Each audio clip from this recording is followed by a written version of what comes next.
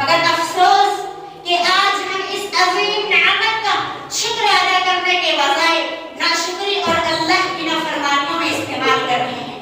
نہ جانے آج ہم انہی موبائلوں میں کیسے کیسے غلطیاں کر رہے ہیں۔ محترم سامعین، کیا آپ نے کبھی سوچا کہ اللہ تعالیٰ قیامت کے دن پورے مخلوق کے سامنے تجھے موبائل ٹیلی فون کہہ کر بلا سکتا ہے، کیونکہ اس دن زنا کرنے والا کو زانی اور فاجر کہہ کر بلایا جائے گا۔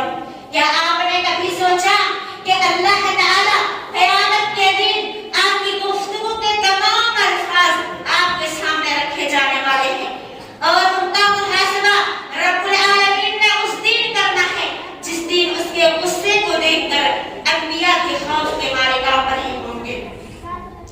کیا آپ نے کبھی اللہ تعالیٰ کی مندرجہ ذیل فرامین پر غور کیا ہے؟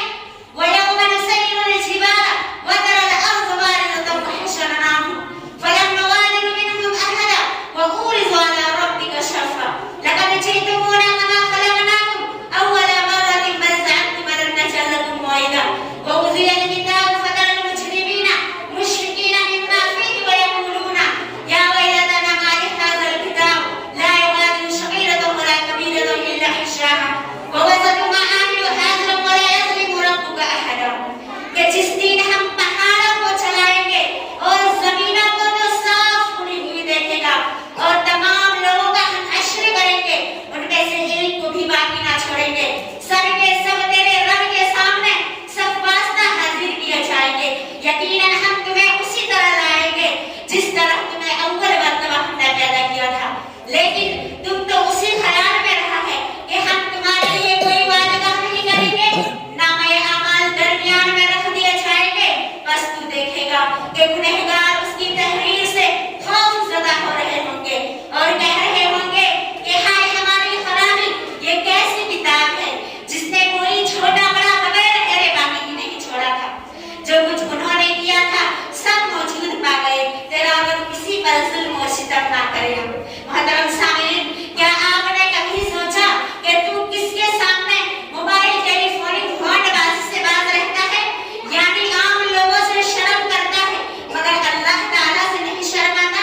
کیا تو نے دیکھنے والوں میں سے سب سے کم تر اللہ تعالیٰ کو ہی سمجھ رکھا ہے؟ اللہ اکبر!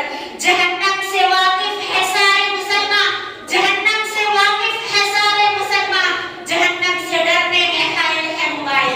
محترم سامعین، وہ شخص جو موبائل ٹیلی فون کو اللہ تعالیٰ کی نافرمانی، نفس پرستی، تکمیلی خواہشات، بھولے بھالے نوجوانوں یا نوجوان لڑکیوں کو پرفریب جال میں پھانسنے اور موبائل ٹیلی فون بازی کے لیے استعمال کریں، یا تو اس نعمت کا شکر نہ ادا کرنے میں استعمال کر رہا ہے یا امت اسلامیہ میں انتشار اور معاشرہ میں فساد پھیلا رہا ہے؟